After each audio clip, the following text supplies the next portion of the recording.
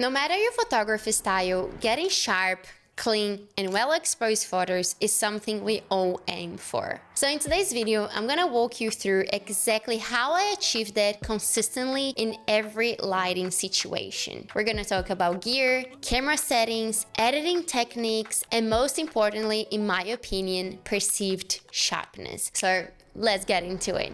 I know a lot of people think you need to invest in the most expensive, up-to-date gear to get clean images. And let's be honest, it definitely helps, but if you don't know how to actually use that gear properly, then it doesn't matter. Honestly, any decent full-frame camera from the last few years will give you high-quality images. So when it comes to sharpness and clarity, the gear you use is probably the least important part in this case. Something that actually matters more than your gear are your camera settings, because if your photo is underexposed or full of motion blur, no preset is going to save it. So nailing your exposure and focus in camera gives you a clean file to work with. More details in the highlight, less grain in the shadows, and just overall way more flexibility when you edit. Aperture. Technically, most lenses are sharpest between f5.6 and f8, and that's where you're gonna get the crispest images across the frame. Once you go past that, like f16 or f18, the image can start to soften because of diffraction. So super high apertures aren't always ideal unless you want something specific like a sunburst. On the other end, shooting wide open like f1.4 can also soften depending on the lens. Some lenses like Sony G Masters are sharp even at their lowest aperture, but most primes sharpen up a lot once you stop at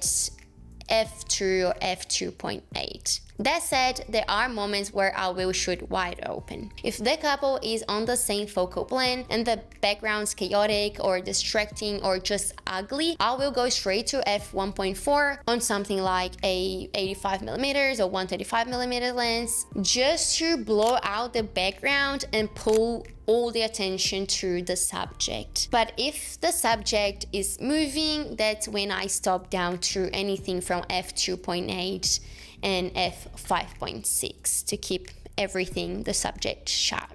So on an average wedding day, I'm usually somewhere between f2.8 and f5.6, depending on the focal length and the lighting. Shutter speed. Shutter speed is one of the biggest things that affects sharpness, especially with movement. As a general rule, I rarely go below 1/160, even in low light conditions. If people are walking, hugging, spinning, dancing, I'm usually around 1/250 or faster. Even if your focus is locked, a slow shutter can still give you motion blur, and that's not something you can fix in post-production. So I would rather open my aperture or raise my ISO than drop my shutter speed too far. ISO. While we're talking about low light situations, I am not afraid to push my ISO at all. A well-exposed image at ISO 3200 will always look better than an underexposed photo at ISO 800 that you have to drag up later. Because once you lift those shadows, you bring in way more noise and you lose contrast and detail anyway. So my soft limit is usually around ISO 6400, but if I need to go higher, I will go higher, because a slightly grainy photo is still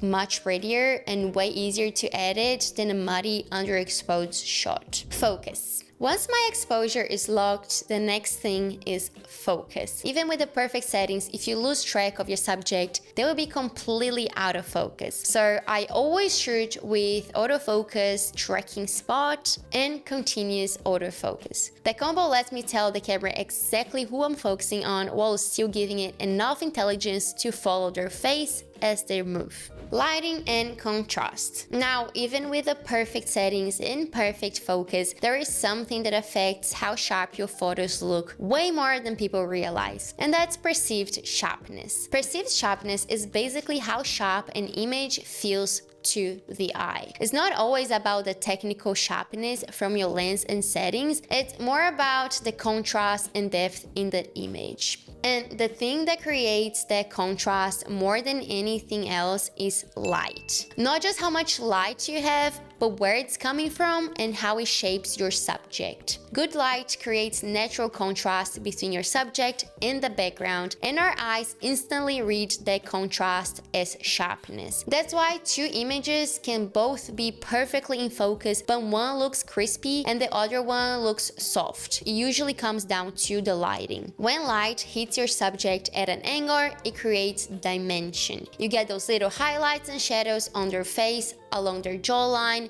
in their hair, and the depth makes the whole photo feel sharper straight away. Compare that to flat front-facing light, everything looks soft, even, and kind of dull. There is no shape, no direction, no contrast. Same thing with the background. If your subject is well lit and the background falls slightly darker, your subject is going to pop. But if everything is evenly lit, everything competes for attention. There's no separation, so the photo feels softer overall. I like to use light intentionally, almost like natural leading lines, using highlights, shadows, or patches of brightness to guide the viewer's eyes right to the subject. Those tiny choices make the image feel sharper before you even start editing. With all that said, the final thing that will make or break how sharp your photo feel is your editing. And just to be clear, no editing software in the world will fix motion blur or a completely out of focus image. That's why it's so important to get it as best as possible in camera. But editing can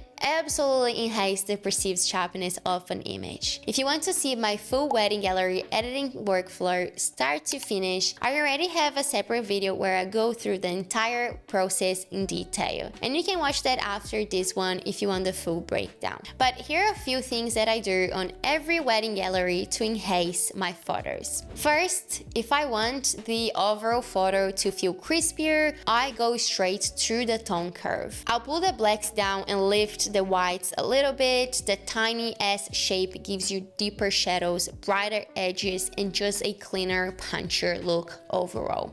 Second, if I want to highlight the shadows for the deeper cinematic feel, I will bring the shadows down a little bit while keeping the midtones nice and clean. It creates a beautiful depth without making the image look muddy. Third, if the subject isn't separating well from the background, which happens a lot in flat light, I will use Lightroom's masking tool.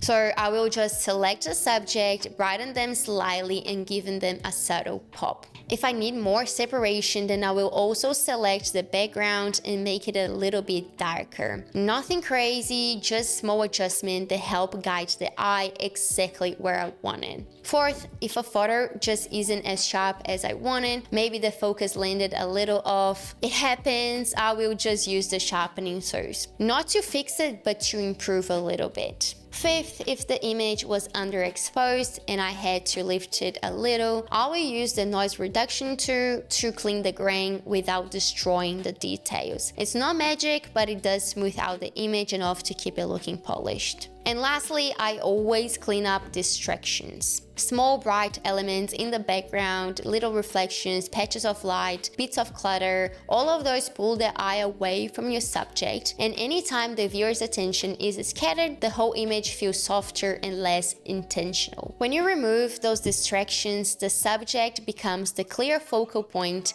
and the image instantly feels sharper, even though you haven't changed the focus at all. Now, if you want to level up your photography skills even more, go ahead and watch this video here where I break down 5 key techniques that will instantly make your photos look more high-end and timeless, and I'll see you there!